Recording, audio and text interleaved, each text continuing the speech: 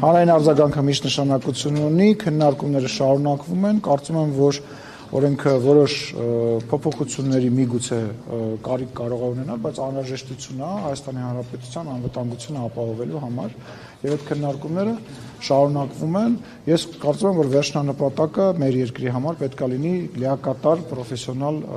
բանակը, որտեղ որ կծառայեն մարդիկ, ովքեր որ դրանք կվերաբերվեն որպես մասնագիտություն ամենայն պատասխանատվությամբ եւ այն իրավիճակը, որը մեր երկրում եղել է ու կա արդեն տասնամյակներ շարունակ, պետք է ինչ-որ ձևով սկսել կարգավորել։ Այսինքն այդ նախագիծը ինչպես է նպաստելու, որ պրոֆեսիոնալ։ Ես հիմա նախագծի քննարկմանը չեմ անում, ես հիմա նախագծին չեմ բանա, ես աղքատ չեմ եղել, բայց ես բանակ գնացել եմ։ Նախագծի բովանդակությանը չեմ անդրադառնա, այն մարդիկ, ովքեր որ գումարով փորձել են իրենց երեխաներին ազատել բանակից, դա արել են եւ այս որովիցե նոր որակում տալու որովիցե կարիք չկա, դրա դեմ պայքարը նույնպես տարվում է եւ տարվելու է, բայց ասում նախագիծը ունի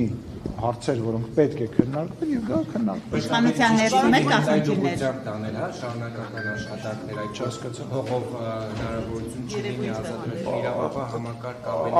Ասեմ, անկախության ստեղծման օրից սկսած այդ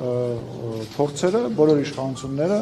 տարել են, անում են, գնում են այդ ուղղությամբ, բայց կրկնում եմ, մեր նպատակը, իմ ընկալմամբ մեր նպատակը պրոֆեսիոնալ բանակ ունենալն է, որտեղ որ որևիցե նորակոչի գծով մնացած նորմալ երկրներում են, որ մարդիկ, ովքեր որ կցանկանան իրենց կյանքը նվիրել զինծառայության, կստանան բարձր աշխատավարձ եւ կգնան